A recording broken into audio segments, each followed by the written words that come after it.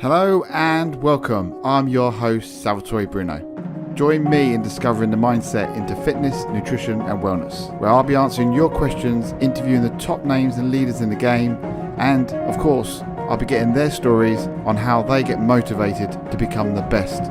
You'll find it right here on Bruno Talks.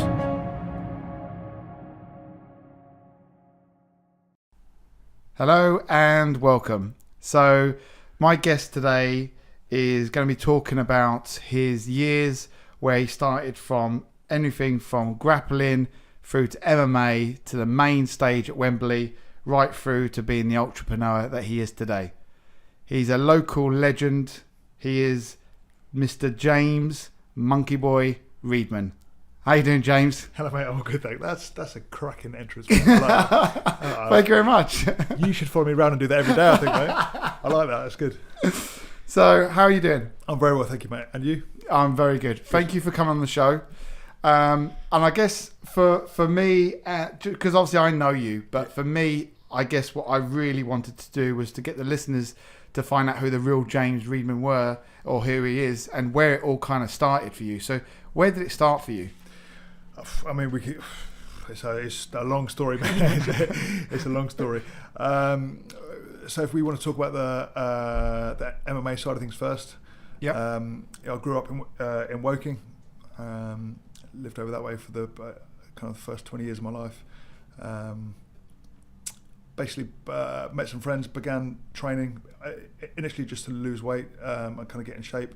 Had a job where I travelled a lot for work and stuff, and I was just been a 21-year-old lad, just doing the. I was going to ask you how old you were. Yeah. No, so in terms of martial arts, I started quite late, but this is proof that it's age is just a number. Yeah. I kind of stuck at that. Trained for, I've been training now 15 years, give or take. I have fought, in excess of 25 times probably in my career. Amateur pro, I fought in this country, internationally. It's enabled me to travel the world doing what I loved. It 100% it's shaped me as a person. Met some amazing people through it. Met some absolute wrong-uns on the journey as well. But you do everywhere.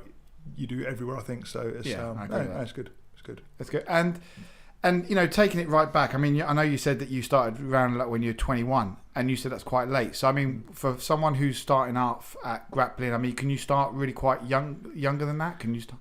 Yeah. So, but I mean, back when I started, it was basically MMA was not on TV. My parents wouldn't allow me to watch it. Like it might be on. It would have been on. I don't know, something like Bravo at like 1 a.m. or something. Like it was real underground still. It was people feared it because they didn't understand it. Yeah. That almost the kind of person I am, that almost kind of spurred me on a bit. It was always okay, like maybe I shouldn't be doing it, so I want to give it a go.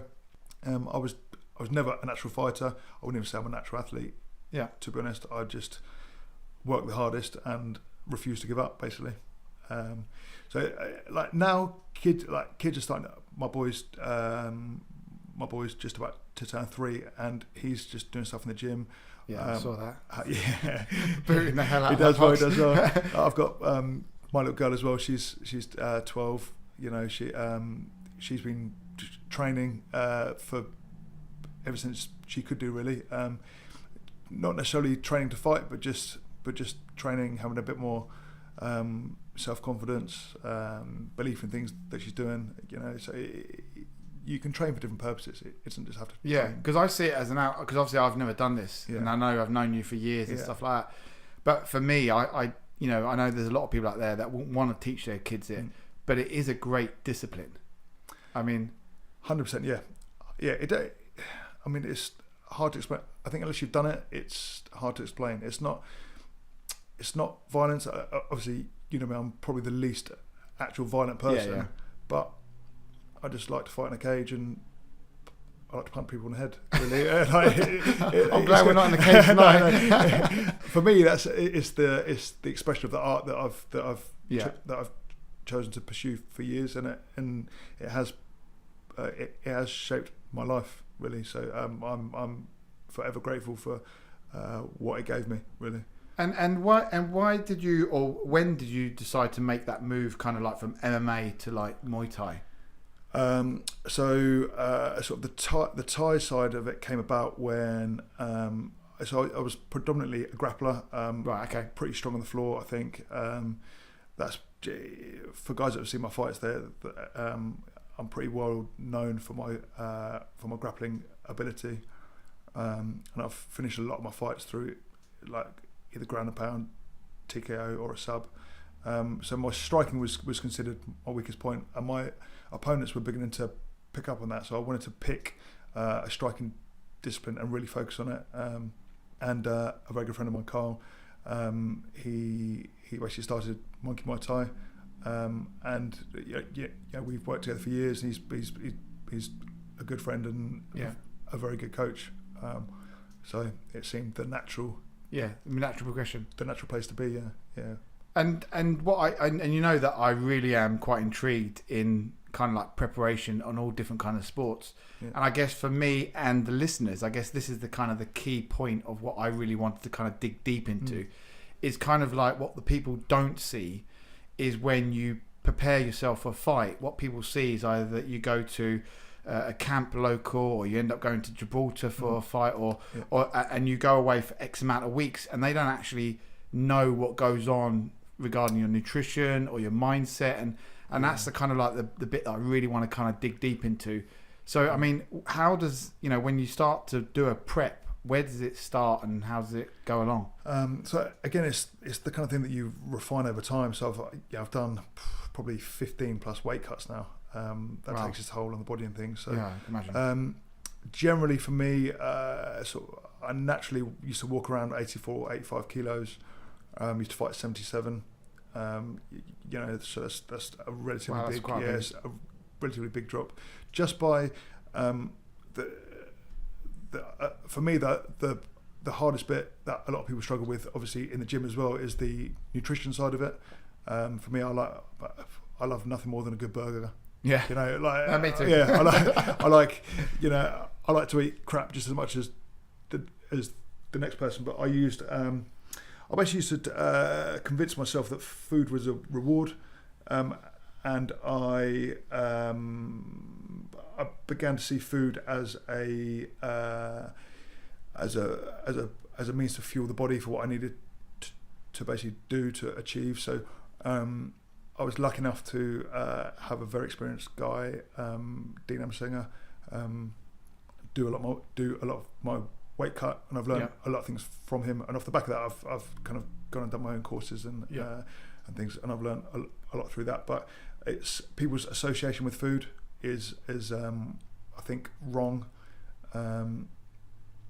So again, we could kind of go off topic, but for me, I used to fuel my body for what I had to achieve that day. Or if I wanted a treat, say I'm in camp, I would not restrict myself. I would never be unhappy because I crave food. I'd be realistic. We all want to sit and eat like 5 bars of chocolate in the evening. Of course, you can do it, but you're going to pay for it. Yeah. Like once in a while, it's fine. If you do it every night, then it becomes an issue. Like anything, drink, drugs, or like whatever. Just if you do it in excess, then it becomes an issue. Yeah. And then, so essentially, how long is kind of like a prep? I mean, I guess is that the correct word to use for when you're doing? So I've been asked this question a few times actually. A lot of people call it a fight camp. Right. Okay. It's now a trendy thing to be in a fight camp. Okay. But actually, a true martial artist or a true athlete is constantly on a kind of level. A lot of people sort of don't train, and then when they accept a fight, it's like a 10-week fight camp or an 8-week fight camp. So the way that we used to approach it was that you kind of train constantly, and then you just refine things for that 6 weeks, 8 weeks, or 10 weeks. Whatever, just depends how long you are. Like depends on the circumstances. Yeah. if you fly when you've got to cut weight, then that can affect how much weight you can lose. Because of water, right? The water, yeah, exactly that. Heat depends on the climate, depends on the time of year. If you're training to fight in the middle of winter, then it's quite often a bit harder to lose some weight. So it all kind of each camp differs. Coming towards the end of my career, I used to go away for camp. Like you said, I've been to Gibraltar, been to Mike's gym in Holland quite a bit. It's just nice to it takes you out of the environment. There's nothing else to focus on, and it's just easier to focus on your goals, really. Yeah. At that yeah, point. because I guess even myself, I kind of imagined or know that I've heard. When I hear you going into a prep, you kind of disappear for like 8 weeks or whatever. Yeah. But I know that you maintain your body shape and your kind of fitness to a certain level throughout, pretty much like what I do, and then whatever I'm going to go into. But I guess that's a real kind of opener right there, where people do believe that there's like kind of this 10-week course where suddenly you just go from doing nothing to suddenly it's 10 weeks, it's full on. You go away somewhere, you come out looking lean like a champion. It's trendy. It's the trendy thing to be like. If you flick through Instagram, everything's like I don't know, a 10-week course and you get abs or whatever, or like it's not. You're not reconditioning the mind. You're just basically trying to give people a quick fix or give them a pill to feel like that doesn't work really. And I invite anyone to suffer the way some fighters suffer. Try it. Genuinely try it. 6 weeks, 8 weeks, 10 weeks. It makes you appreciate things a lot more. Yeah, I bet. And ultimately as well, if I didn't make weight, I didn't get paid. I didn't get to feed my family. Chances I wouldn't get to fight. So it's amazing how that encourages you to get up and go for the run at 6 in the morning when it's dark and cold and wet, and you don't want to go for the run, but you got to. Like, and it literally is that cutthroat that if you don't hit your weight, you go to weigh in, and then you weigh more than you should do. That's it. It can be, yeah. Wow. It can be, or generally. So if you're quite close, you tend to lose a percentage of your purse. Yeah. If you're well over, which has happened in the past to opponents against me, I never miss weight. For me personally, there's no excuse to ever miss weight or ever be unfit. Yeah. That's just laziness. It's just part of your prep. It's what you're building up to, right? I like to suffer in the build suffer to a certain extent in the build up to a fight, because it makes me feel like I'm working towards something. I like to feel that I've suffered, I've grueled, I've had to push through some like mental barriers to be able to be able to get where I want to be, and that's the bit that people don't see. People quite often see, again, that's why social media is just all over the place, man. People see the glory side of it, of course. They see all the amazing pictures and stuff. They don't see you crying in the bath when you're cutting weight, trying to make weight. They tune in, or they come and watch you walk out under the big lights at Wembley Arena. That's the peak for a lot of people. I walked out in front of thousands. That was my aim for years. That was one of my aims, and I made it. And I got there, and to achieve one of your big goals in life like that, there's nothing more rewarding, I think, than actually getting there. So and I mean, let's not just kind of like just go over that. I mean, let's talk about that, because I remember having that conversation with you, and I remember seeing it in your face, in your eyes, when you were describing about what it was like to walk onto that kind of, not even onto the stage, but just to walk onto the bit where you had your name up in the pictures of you on the lights on the main big screen. And I remember you explained to me, and your whole face was just like lit up, like it was just like a kid in the candy store. Mate, I mean, it's got, again, I don't know, I set goals very regularly. Some they're all achievable, because every goal is, I think. But this was my long-term goal. This was part of my 5-year plan, and I achieved it. It's something that I'd worked for like 10 years plus, and I've something that is unreachable for the majority of people. I mean, let's face it, that's a big stage. It is, but I deserve to be there. Yeah. I wasn't there by chance. I didn't cut corners. I suffered more than most. You know, I worked harder than most. And to be there, I've got some really cool pictures now, like your name in lights. Yeah. Again, it's not for me. It wasn't what it looked like on TV or you know, it's for me. It was ticking that thing off your list. Yeah. Like that. I set a goal and I hit it, and for me that's pretty cool. Yeah. And I guess, you know, just to go back a little bit, and I just wanted to go back into the prep side of things a little bit more. But because for me, you know, I know prep on what I prepare myself and my different challenges and stuff like that. And I always use food as fuel, you know, and you know me as when I'm training, I'm always kind of like maintenance. And then I go into like a 4-month or 5-month training plan and so on. But I don't actually know like what kind of foods or what. So if you did a prep, what is your kind of like base food, or is there not kind of base food? So the older I've got, the harder it's become to drop weight. Which, you know, I was all the way through my 20s. You know, I was incredibly active. Like it's hard to explain to people because when I'm in mid camp, you know, I'm burning 3,500 calories a day. Yeah. Like quite often through camp, I'm just trying to maintain weight. So I'm eating, you know, 4,000 calories, like 4,500 calories a day. That's a lot of calories. Yeah, just so I'm not losing muscle as well. So you know, from your experiences, it's a trick, or it's a fine line to drop fat, but keep the muscle mass, keep the strength up, while manipulating water levels, while trying to maintain your energy levels. It's a fine balance. And it's hard. Yeah, and you sleep. Suddenly, if you get a little bit run down, it just knocks everything out of kilter. Things change. You got to fly somewhere. It just messes it. Like that's why things like when you have birthday parties, or like your friend has a birthday party, that I want to do nothing more than go and celebrate their birthday party. Yeah. But I know that at 8 p.m. I'm due to eat, you know, chicken and rice and a handful of veg while they're all tucking into their burgers and stuff, and they're sinking 10 pints. You know, I'm sipping my green tea and I've got my little Tupperware pot. Normal people don't do that. No, normal people don't do that. That's showing you the discipline right there, isn't it? Yeah. And that's the difference between being a winner and not winning. Agreed. Yeah. And you know, I mean, I know we got Caroline in the room here, and she, you know, she can back my story here, where we went for our local restaurant at Go-Go's, and I was on prep, and I remember everyone else eating all these dirty ribs and burgers, and I sat there with my water and lemon, and it was just like, well, you know, if you either do it or you don't.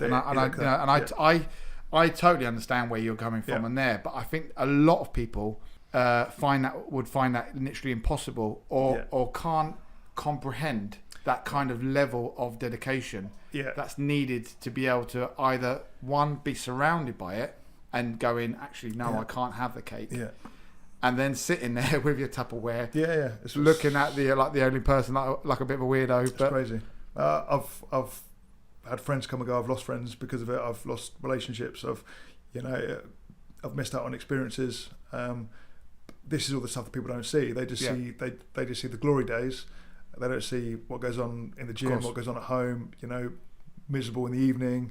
You know, my partner suffers. When I'm in fight camp, she puts up with an incredible amount of suffering, as you two know. Like 100%. How it goes, it's not enjoyable for either of you. But you know, she's there and she helps me. She knows what the dream meant to me. Yeah.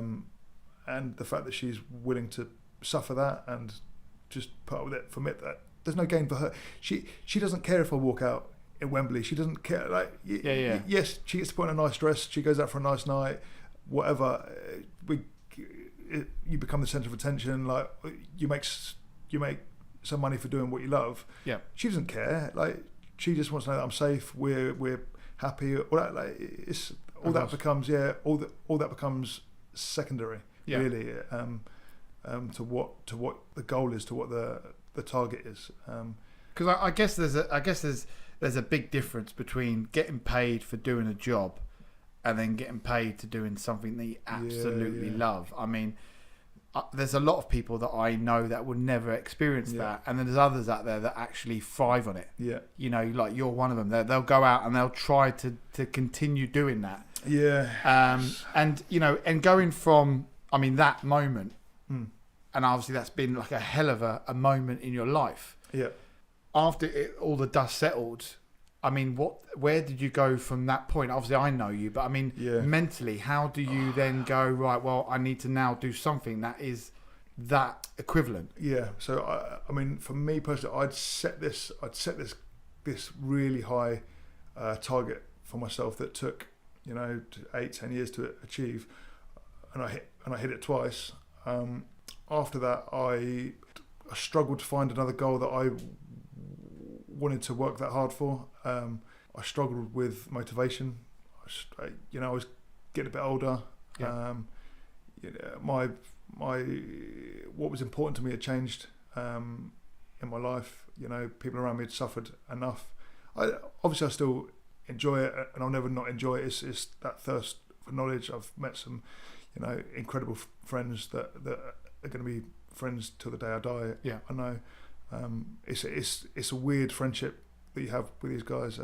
It's a bond, isn't it? Yeah, I mean, it's I can't even begin to explain it. It's an interesting bond where you punch people in the face, and then please don't try and then you go have dinner with the kids and the families. It's a really weird thing, but. So I struggled with motivation a bit. I was also aware of age. I'm not old in the grand scheme of things. Yeah, because how old are you? 33 now. Okay. Yeah, so I'm not old. I know some. You're a lot younger than me. No.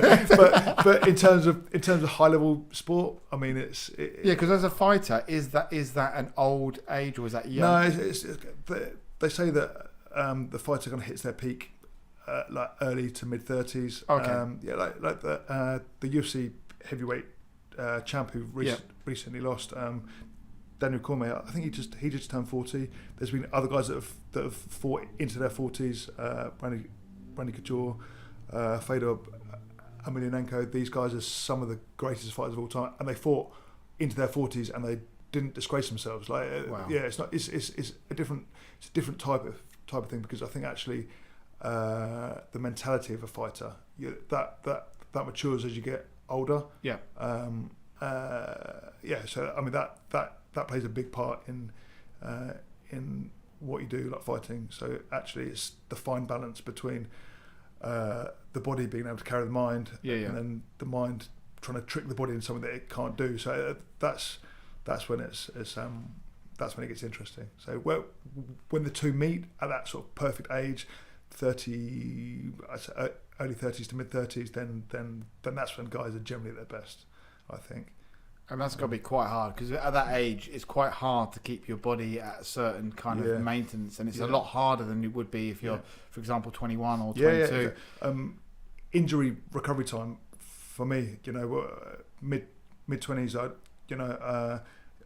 I broke my foot, just training, but I'm back training again within 2 weeks. Albeit it's not the smartest thing to really do. You just recover so much quicker, because I eat the right things. I look after myself. I rehab properly.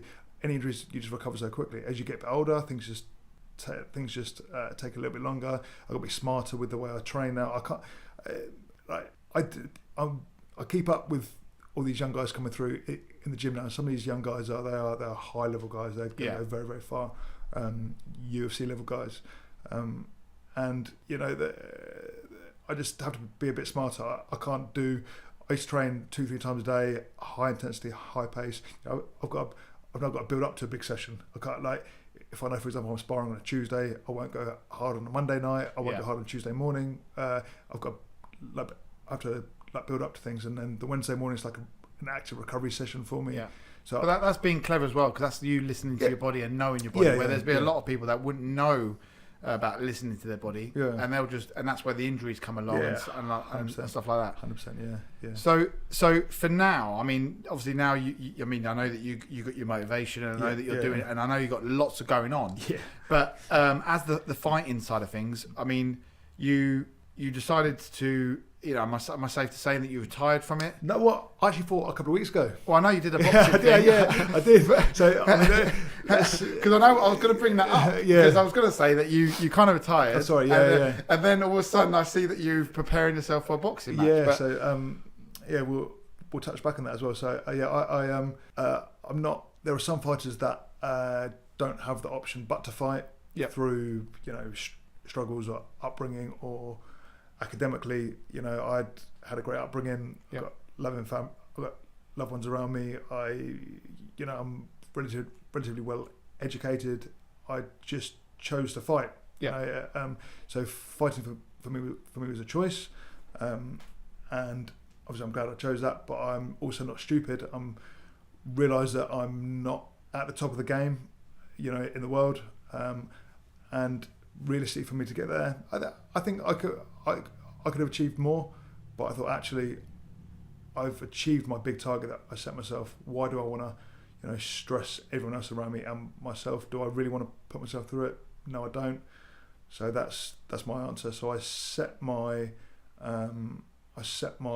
next target to be more so in business and personal growth and through the family as well. So because that had all been neglected for some years. I can imagine. So my targets and my drive changed. I think ever since I basically was a pro fighter, I was very conscious of I don't know how I would go back to working a 9 to 5 again. Honestly don't know how I could do it now. Obviously, being responsible for your own thing. Yeah. That then became my only drive was to secure something that I didn't have to go back into a 9 to 5 for. I know loads of fighters that have come and gone, left. Again, it happens with quite a lot of athletes. I've read quite a lot on NFL players. They get cut or whatever. It happens with a few young football friends I know. They're at the top of the game for a couple of years. They have no exit strategy, and all of a sudden their stone art's broken. They've got nothing before they even know it. They lose a contract. Yeah. They don't get back in because of whatever age, whatever. They have no exit strategy. Then they're kind of mid-30s and they have nothing. They've been at the top of their game, or they've been very high level at the game, and now they're mid-30s and they've got nothing. Yeah. I was very aware of that. So that's why I started to set things up that I'm trying to set up now, and that has happened very quickly. A lot quicker than I thought. Because I mean, I don't want to go into the business side of it just yet, because I've still got a couple of questions regarding the fighting side of things. But I guess one of the key questions that I like to ask people is like, if you look back, what would you say is like what would you say is your biggest mistake? I mean, how clean do I have to keep it? I've made some horrendous mistakes. My belief all the way through life, and it still stands now in business, that I go a lot on my gut, but I think the gut is led by the brain and experiences. Yeah. So if I feel like I should try some more, I would hate to not take a risk and then regret it when I get older, or regret it in a few years' time. So I would happily take the risk and then deal with whatever comes after that, because ultimately whatever comes after that is never actually that bad. I don't like, from my experience, that it's never actually it's never as bad as you think it's going to be, or this is where people achieve great things, is by taking risks. There's no the road's never straight and flat. No, it never guides you. People like to paint that kind of picture, but I've made some horrendous mistakes. I've trusted people I shouldn't trust. I've lost large amounts of money. I've lost small amounts of money. I've lost businesses. All kinds of stuff. So it's 100%. It's never going to be plain sailing, but it's all part of the bigger picture in my mind. Yeah. So and like my next kind of question is what would you say was your toughest fight, and kind of like why? An actual fight or a? Yeah, I guess. Yeah. One of my actual fights. I would say such a tricky question because actually the one in Wembley that I initially thought was going to be the toughest, the one in Wembley was the one I enjoyed the most because it was meant to be. It was there. I fought for a title on, I think it was Warrior Fight Series. It must be 5 years ago maybe, and I was very promising in the UK. People were talking about me. I'd won convincingly like fights previously. I was achieving good things, and I should have won this fight. I let my mind slip. Maybe I didn't work hard enough. Maybe took things for granted a bit. Thought I was better than I was. And the beautiful thing about MMA is it's very humbling. You let slip. You soon know. Yeah, you let slip, then you get kicked in the head pretty quick. Yeah. And that's the most humbling thing ever. So actually, you take a beating. On the outside it looks pretty rough, but I mean, you go in expecting that. So superficially, it's not.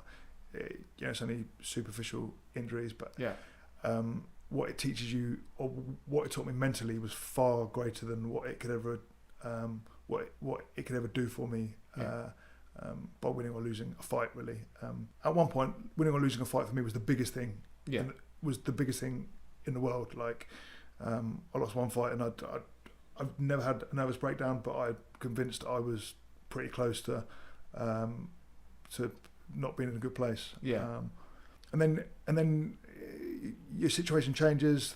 You get more experience, and then it helps put things in perspective a bit more, and you realise actually no one really cares if you win or lose. Yeah. Like it is what it is. Like I've had write-ups in the media where people slag you off. I've had social media people slag you off. I've had people love you. It's just, I mean, if you listen to stuff like that, then it's going to play on your mind. So I could only imagine what it's like at the very top. Yeah. It They must must be have tough skin. Yeah, yeah. I mean, I listen to a lot of Joe Rogan. He's always a legend. He's achieved great things, and he says he just never really reads social media because it's the uneducated trying to put their opinion out on people, and it's only going to upset someone. So what's the point, really? Yeah. So I can't think of the guy's name, to be fair, but needless to say, I got beat up.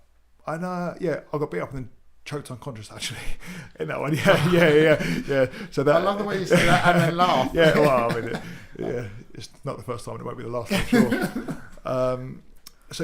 But again, that taught me more mentally than it did actually physically. Yeah. And I know that because a lot of people who probably will meet you now probably know you as James, the kind of businessman now. Yeah. Where I've kind of seen you kind of change from the fighter into the kind of businessman that you are now, but still doing the both. Yep. And I guess it's kind of like you don't want to let that part of your life go. And is that the reason why you still do? I know that you get involved with a lot of the clubs now. I know that you're doing a lot of stuff with that, irrelevant to your business. You are a very busy man. Yeah. But you do this, off your own back. And is that to keep you involved in the fighting side of things, or? So the martial arts side of things has given me a lot. And I, when I opened my first gym, I took probably 8 months of fighting. Like I trained very occasionally. I wasn't living life like an athlete. I was converting into that bit of a businessman, and I'm also aware of whatever I'm going to do. I'm never going to go in half-hearted. I'm going to give my all into it. So I put a lot into my first business project, and that has a knock-on effect on other things. But I took my martial art mentality into the business world, which I think I've experienced a lot of things that some people will never experience. So I don't have a business degree. I don't have an accounting degree. I don't have that. But I also, have experienced things that the majority of people in everyday life have not experienced, and it's how I now convert that into my business world. I'm lucky enough to have met through martial arts. Again, I was training him. I was lucky enough to meet a a man who, I won't say his name because he's actually quite private. Actually, a couple, husband and wife, who have done more for me in the last 2 years than they could ever imagine. Wow. And it's literally one of the. They give me opportunities that that people don't get. Yeah. But I credit that to. But like, I've worked hard. I'm honest. I'm that's true. I'm a man of my word. I don't cut corners. So this stuff isn't by chance. This stuff happens because it's meant to happen. Things happen at the right time. In the grand scheme, in the end of it, whether it goes right or wrong, if it goes wrong, then it's meant to teach you a lesson. If it goes right, then it's the right time for it to happen. So, but I believe that this encounter came because just because it was meant to be. I know I've helped him through things indirectly, just through martial arts, through that training, just kind of talking as friends.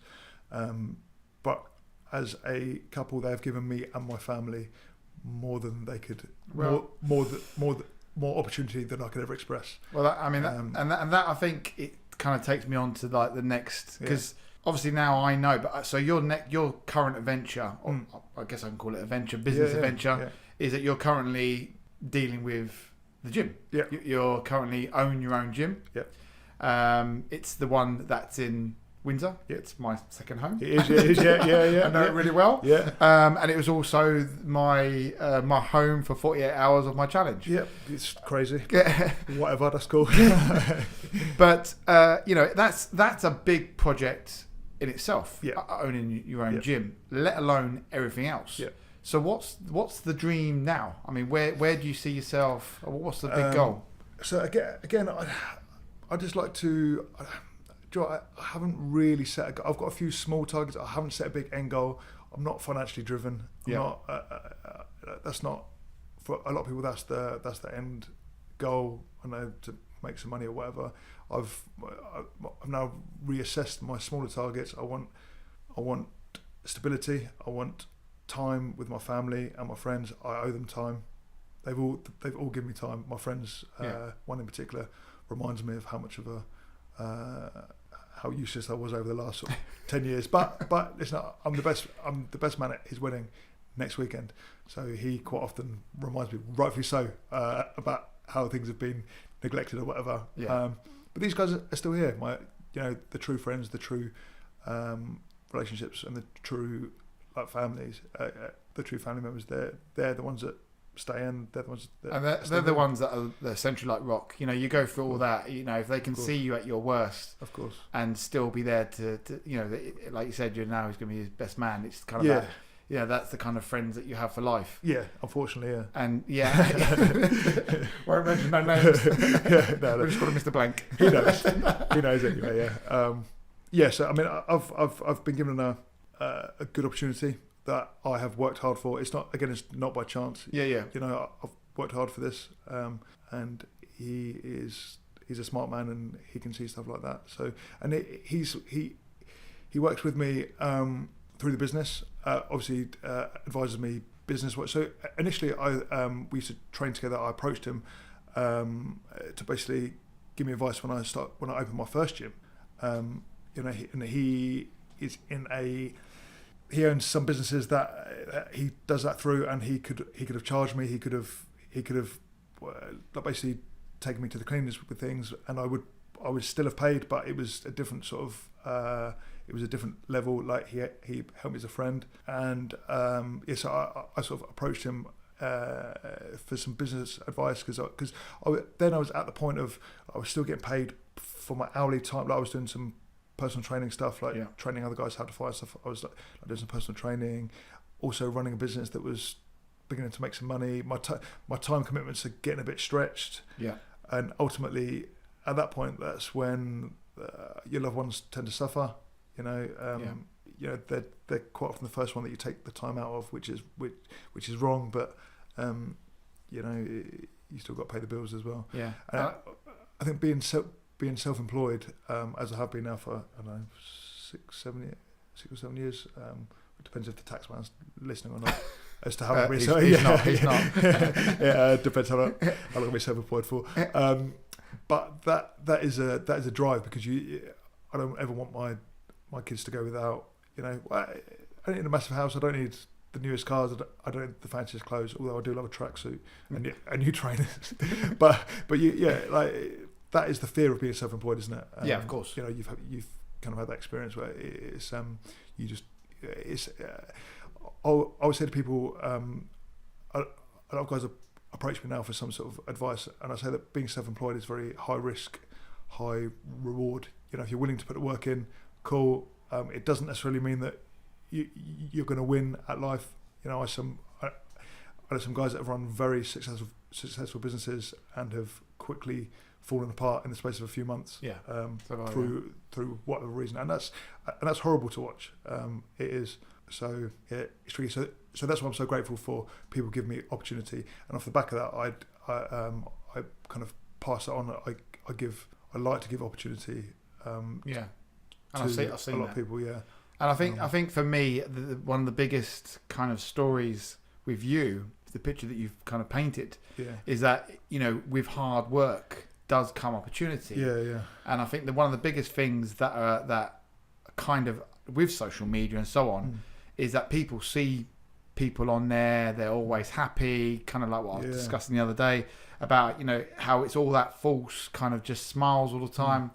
But they don't understand that, you've been working really hard for 10 years to achieve that, or 6 years to achieve this.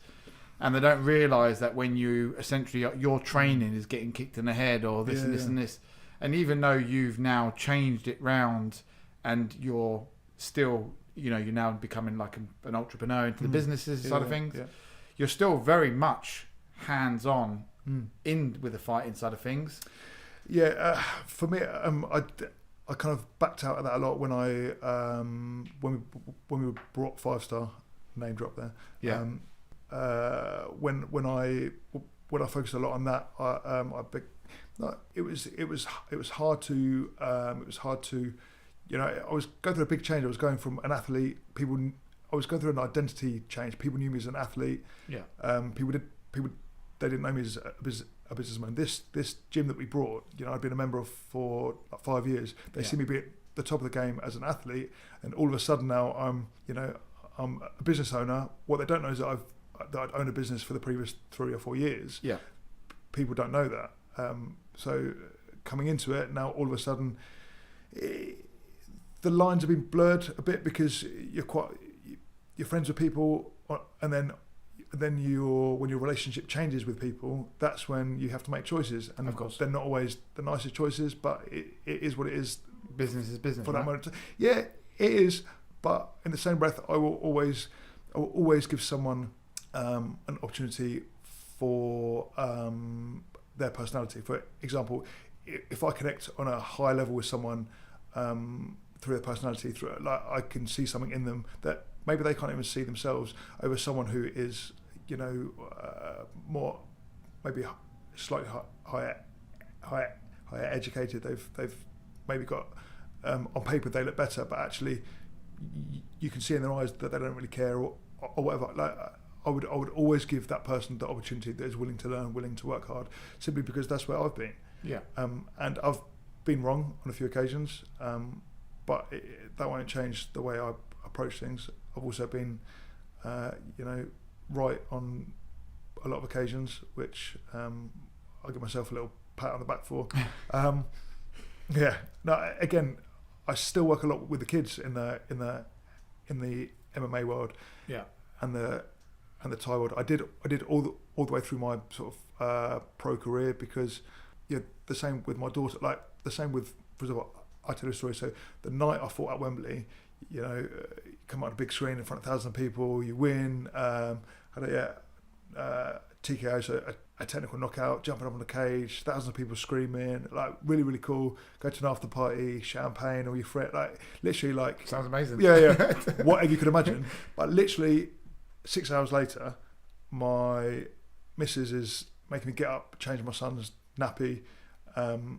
My daughter feeding, she wants her breakfast. Back to I've got to go to Tesco's to do the food.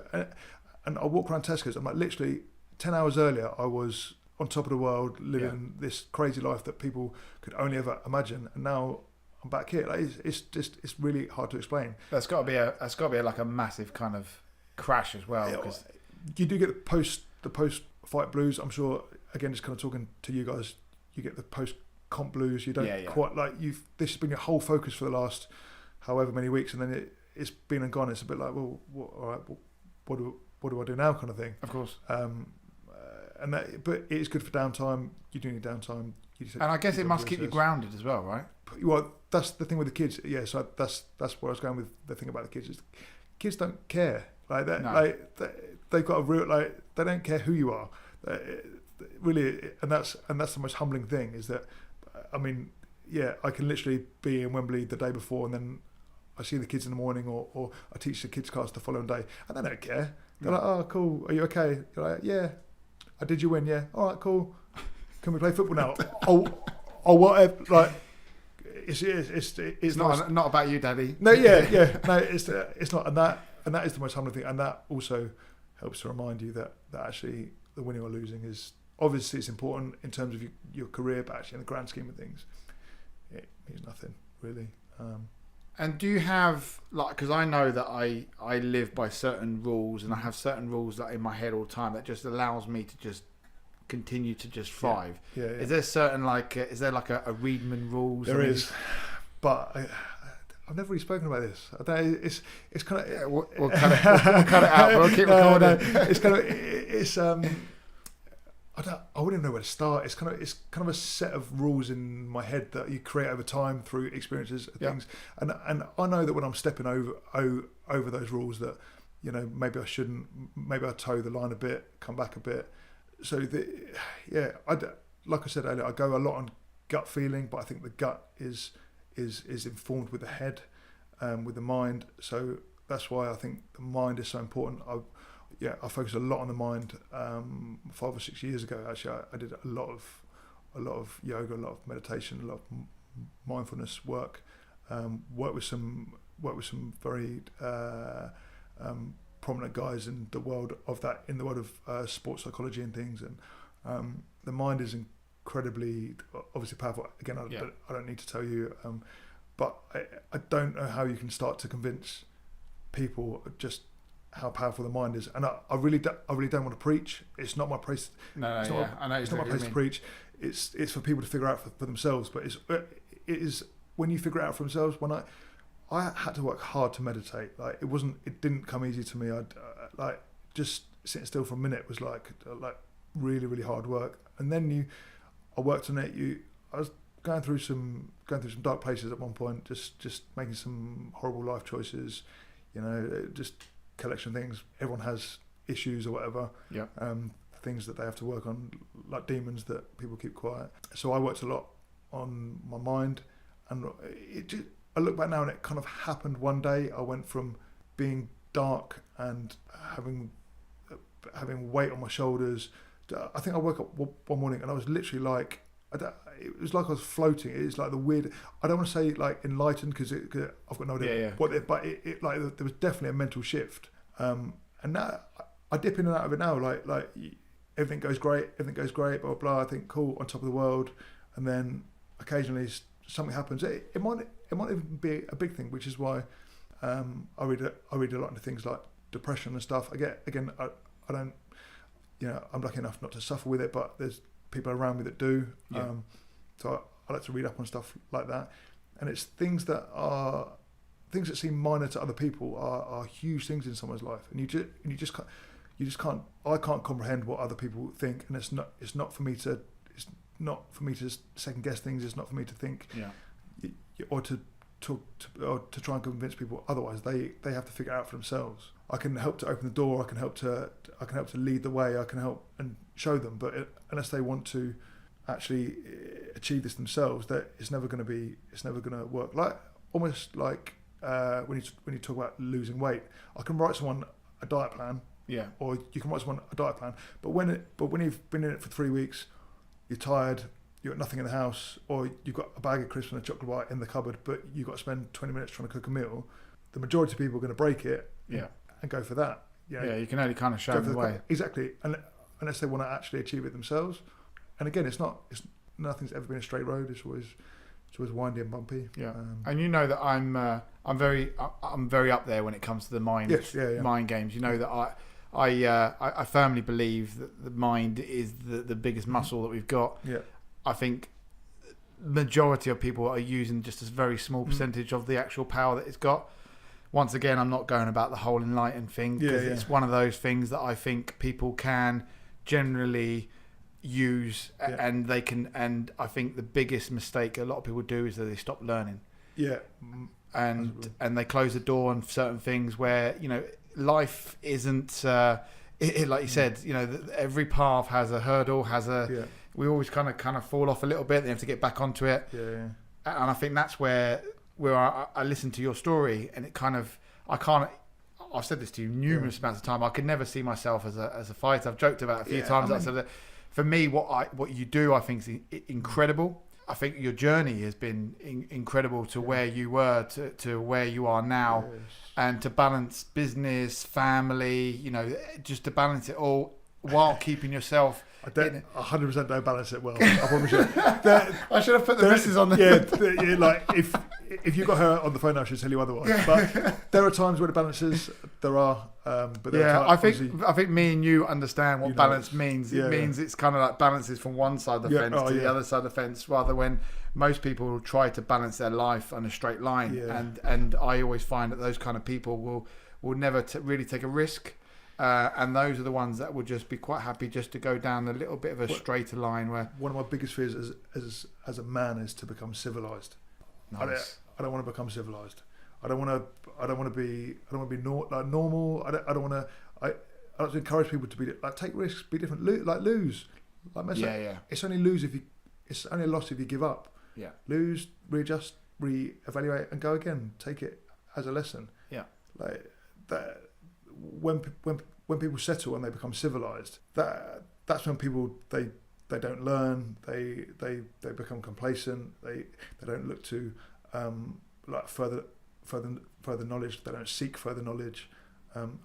It's not about reading books, just experience things. Yeah. Talk to people, experience things. And I get it's tough, I really do. I do get it's tough, but that is the big thing for me. It's not becoming civilized. The whole thing's a big hustle, especially with the kind of things that we do. You're constantly juggling stuff. Yeah. You drop the ball occasionally, you kind of have to pick it up and go again. You're totally right. And at the end of the day, it is a risk. I mean, we have no idea. You have no idea when you're going into a ring if you're gonna win or lose. Yeah. Although mentally you're prepared to go in there and win. The same as when I'm doing a challenge. I have no idea what the actual outcome will be. Yeah. I just mentally prepared that I'm gonna go and give it the best I've got. Yeah. And I think that's where the mentality bit will always come into play. And I think that's where kind of that grey, and I know that I remember seeing like a motivational quote somewhere, motivational quote. And it said that some guy was basically said, you lost, which means you're a loser. And then the other guy basically just said, no, I lost because I tried. Yeah. And I remember seeing that, and I thought, do you know what? I really like that because you can see it, and it's kind of like where your cup's half empty, or half full. Depends how you want to look at it. Exactly. So that kind of comes back to where we mentioned earlier about the business side of things. I would rather take a risk and miss or fail or whatever you want to call it, and then if it costs you money, it costs you money. If it costs you whatever it costs you, it costs you. But you never know until you try it. You never know what it could be. Obviously, you got to be smart with you can try and calculate things as much as you can. But actually, a lot of times you never actually know. You can plan things as well as you can. But I mean, you never know. So you kind of wing it. You go on intuition, experiences, like feelings, that kind of thing. Again, I surround myself now with good people that inspire me, people that I look up to, people that have been in they've been in places that I'm trying to get to. So I'm taking advice from these. I'm taking advice from guys that have been to where I am. They've been to where I am currently, and they're wherever they are now whether it be good or bad, they won or lost or whatever. These are all experiences. It's when you get advice from people that, or they try and preach that have not experienced your experiences, or walked the path that you've walked, which is why I don't like to preach, because you never know what people have been through, what they're going through now. I can just be me, and if they want to gravitate to me, if they want to ask my opinion, they want my help, I'll give them a chance. I'll always give someone a chance. If you decide to throw it back in my face, or cheat or lie, or not be honest, not be accountable, then you've had your chance. That's fine. Yeah. So kind of taking it. So you're not preaching, but what message would you have for the listeners? What would you say to them? That's something to. That's a good one. Thanks. Don't be scared to fail. Nice. I like that. I spent years. I'm taking that. You can write that down, mate. Just don't be scared to fail. You never know what you can actually achieve, and actually, just by making a small achievement, it can actually encourage you whatever way to achieve greater things. So what is small to someone and what's big to someone is like vice versa to the other person. So just deal with your own shit. Just kind of get your head down and like crack on. Really surround yourself with good people. Just like back yourself. I know it's hard sometimes. You just have to back yourself. I like that. And I guess the final kind of thing that I do for everyone is, where can they find James Reedman? Oh my generally I'll be at work. My social media is pretty much out of date. And that's one thing I wanted to kind of actually touch on quick, was that I spent years trying to grow my social media presence, trying to portray an image of a big tough fighter man, whatever, cool. And then now I learned through other people actually working in silence, you tend to achieve a lot more, and kind of flying under the radar is cool, but it's given me a lot of opportunities at different places. So people portray crap on social media, mate. It just like it's one of those evil necessities that actually, if I didn't need it, businesses need it. I pay people a lot of money to run my social medias because that's what the business needs. Yeah. If I didn't need it, then I don't think I'd have it anymore. It's cool to see my friends and family and things, but it is full of crap. And but that leads a lot of people having some issues. That we know. Which is a whole different. Yeah, and that's like with the Instagram blackout. That's a whole different conversation. We won't go there. You can get me on social media, or generally, if you know me and you care enough to have a listen, then you know where I'm going to be, or you've either got my number or you know where I'm going to be. So feel free to come and grab me and have a chat. Yeah, and I just got to add as well that the gym that we were discussing is kind of like my second home. It's called 5 Star Fitness, which you'll see all the links, and I'll put all the links on the post once we post away on all my social media. So I'll be posting away, but basically the story for this evening is just to prove that it doesn't matter if you're grappling in a ring, being kicked in the head, or literally standing on stage, in front of thousands of people at Wembley, to becoming a business owner. It just proves that whatever your goal is, you can basically go out there, work damn hard, and achieve whatever you want to achieve. And James is literally proof in the pudding, without being the pudding bit. I keep adding puddings. I'm really got to try and get that out of there. But James, it's been an absolute pleasure having you on. Thank you, sir. I know that we will be bumping into each other, because we will. Of course.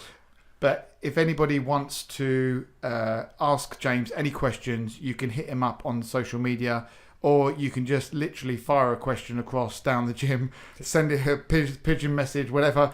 But that's the best place to find it. I'm going to be sharing some links. 5 Stars going to be having some amazing stuff going on very soon, so I'll keep you all posted on that.